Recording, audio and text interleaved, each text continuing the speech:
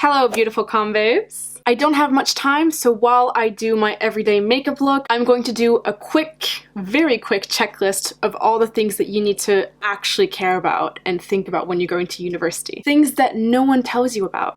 Let's go.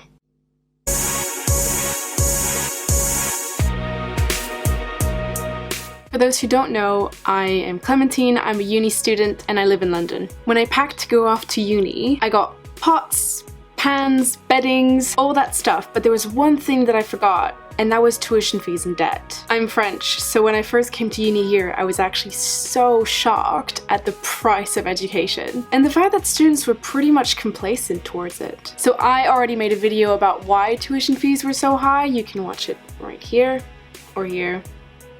Either way. It's all about uni marketization and why unis have become businesses basically in the last 30 years. So as I explained in the video, because universities were businesses, the funding that was given to them was seen as some sort of unnecessary subsidy.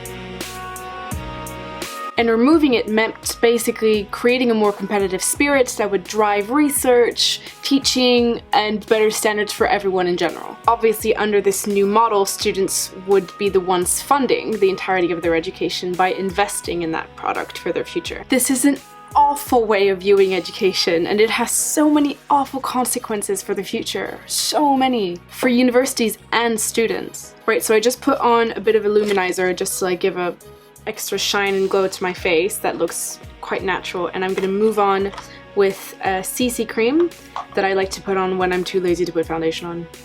First off, as a student, you're likely to take up about £9,000 of debt per year, if not more. More because there's all the maintenance grants that you have to take out just to survive at university.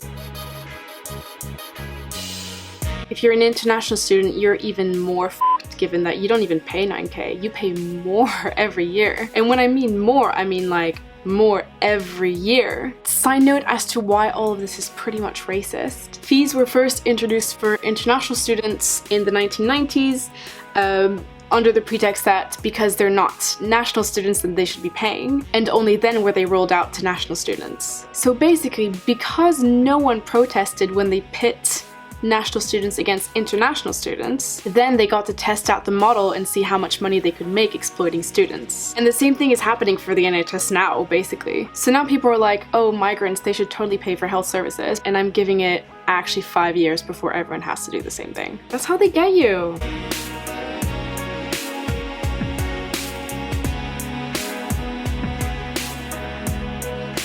Anyways, in this system, the poorer you are, the more debt you have to take on. But this is all justified because apparently, when you get out of uni, you get a job. And when you do so, you can repay all your debt, and it's basically a taxation for universities.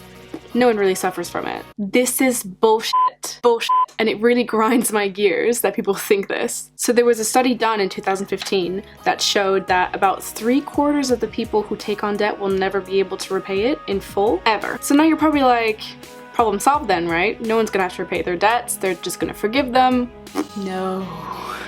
No. If you think about it, the government is lending you money in order to then receive it back because it has to save money because it's not funding universities anymore, technically. But if no one's repaying it back, and the government realizes that they're actually putting in much more money than they're supposed to, what do you think they're gonna do? Well, I can tell you that right away. In the infamous words of Margaret Thatcher, they'll want their money back. Now this is where it gets really nasty.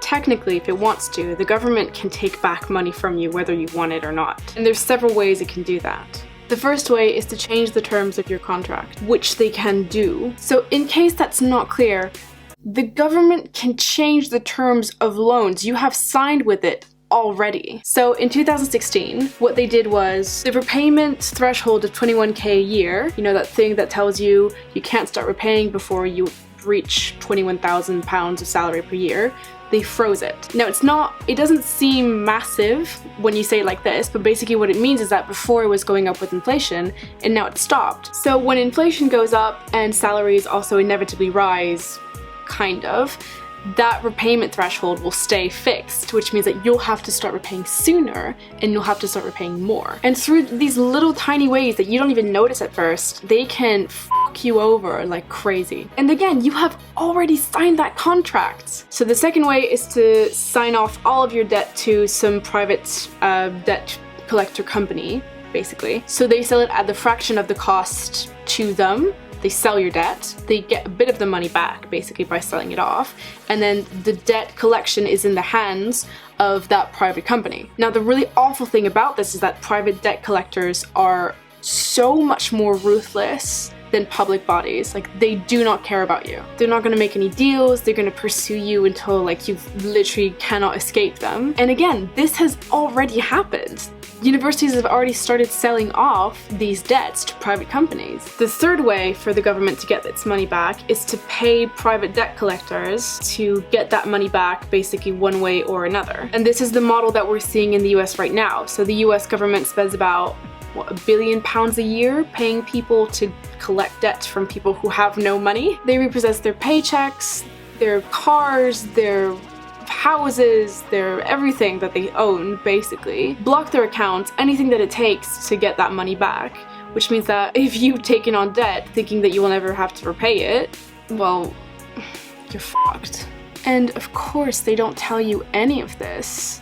In fact, when you sign up for a contract, they're all like, oh, it's gonna be fine, don't worry about it. But the US started with the model that we're seeing right now in the UK, and look where they ended up. I mean, I find it insane that we're letting it slide, really. And of course, all of this shows that this model is incredibly unsustainable. You're literally giving out debt to people who cannot pay that debt. I mean, in the end, the government pays around the same amount of money for education than they did before, while officially not funding it, and we're trapped in a cycle of a lifetime of debt that we'll never repay. I think the only way to get out of this mess, to be honest, is to start from the position that education should be free.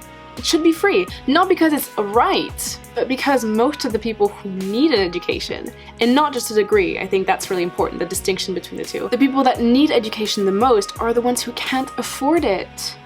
They just can't. And when you have to pay for education, the people who suffer the most are the poorest in society. Do you know what we need? We need a cancellation of all student debt. That's what we need. We need an education that is fully funded, ideally through taxing the rich, to be honest, but that's another video. I've run out of time and I'm basically ready. So I'll do another video soon on what that kind of education system would look like. Alright, that's me done. I hope you enjoyed this. Don't forget to subscribe and leave a comment below if you liked it or if you had any questions about this. I want to know what you think about tuition fees and debt, and if you have any ideas on how to get out of this mess. See you soon, beautiful combabes.